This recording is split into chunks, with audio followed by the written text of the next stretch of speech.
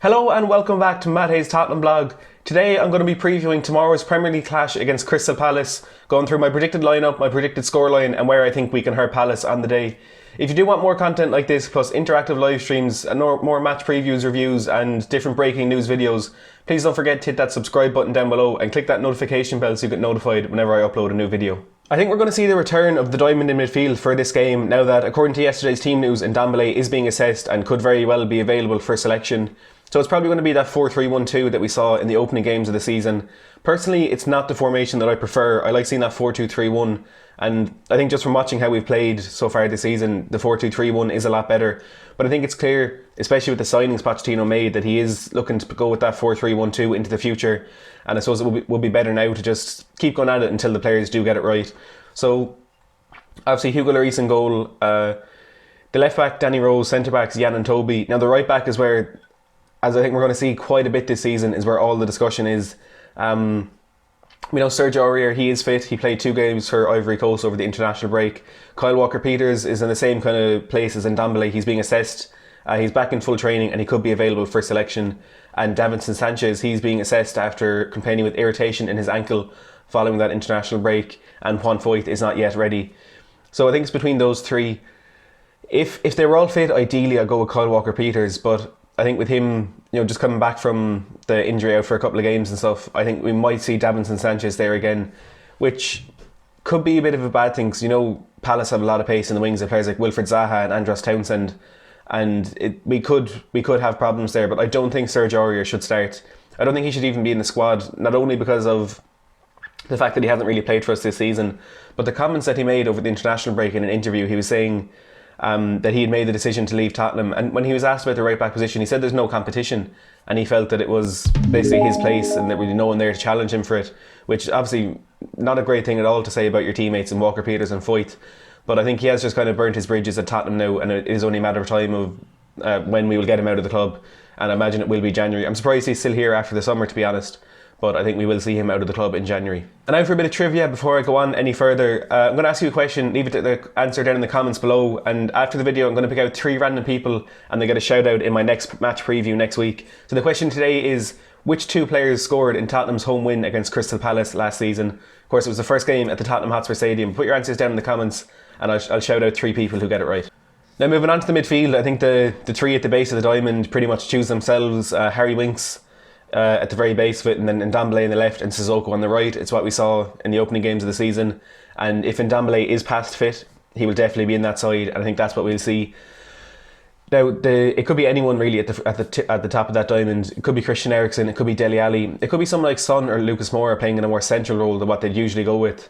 But for this one, I'm going to opt for Christian Eriksen just because of, again, comments Pochettino made about how Eriksen's now happy at the club. He picked him over against Arsenal for that reason, and he's going to continue to pick him. So I think we will see him start.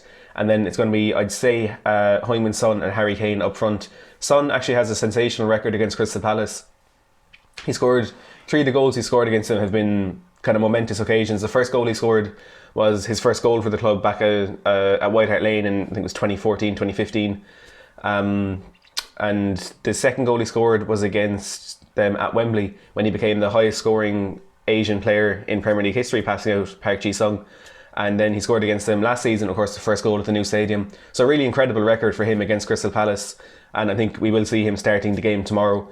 Now, if Tanguy Ndombele is not past fit, obviously there's going to be a bit of a change in formation. We can't really play that diamond without the 3 of those, Ndombele, Sissoko and Winks all fit. So if Ndombele does miss out, it'll be a 4-2-3-1. Same defence. I think we'll see Winks and Sissoko, the 2 behind the midfield. Then in the 3 we'll probably see Eriksen in the middle, Son out on the left and Lucas on the right, and then Harry Kane up front. Both incredibly strong lineups, and both should be enough to beat Crystal Palace.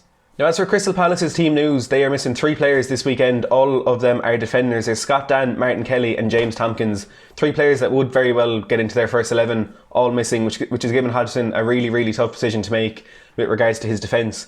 And I think that is something that we could target this weekend. Obviously, it's basic. We're going to be targeting the defence, but I think it is somewhere that Palace will be a bit weak. It's always better to have a consistent defence that you keep going as much as possible, which Tottenham usually do have with Jan and Toby in the middle of that defence.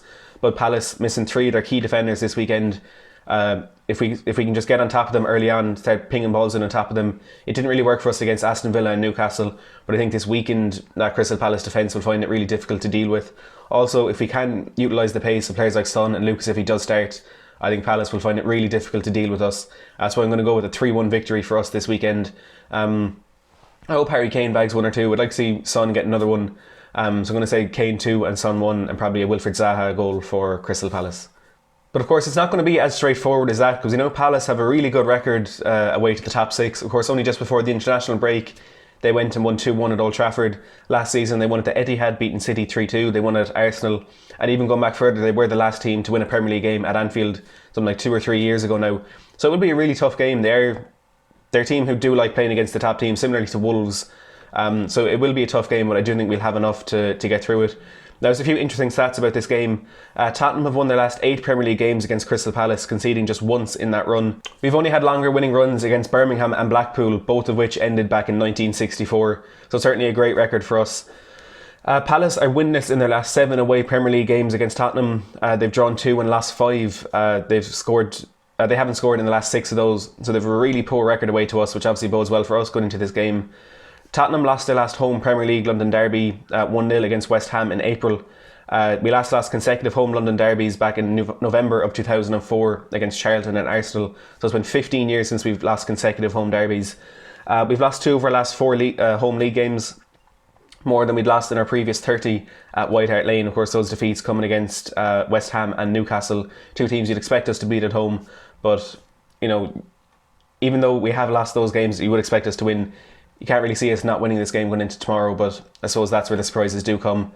But look, it's going to be an interesting game. 3 o'clock kickoff on Saturday. I think it's our first 3 o'clocker at the new stadium.